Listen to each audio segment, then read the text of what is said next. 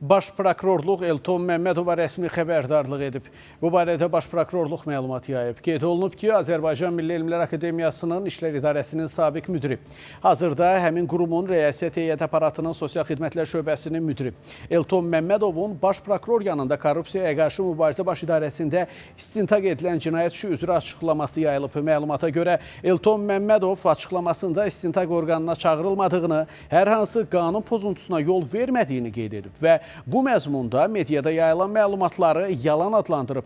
Baş Prokurorluq bildirir ki, Azərbaycan Milli Elmlər Akademiyasında baş verən qanunsuzluqlar barədə Baş Prokuror yanında Korrupsiyaya qarşı mübarizə baş idarəsində cinayət məcəlləsinin xüsusilə küllü miqdarda ziyan vurmaqla israf etmə və ağır nəticələrə səbəb olan vəzifə səlahiyyətlərindən sui-istifadə etmə maddələri ilə ibtidai istintaqı davam etdirilən cinayət işi üzrə 3 milyon manat büdcə vəsaitinin əsassız olaraq xərclənməsinə şübhələr müəyyən edilib.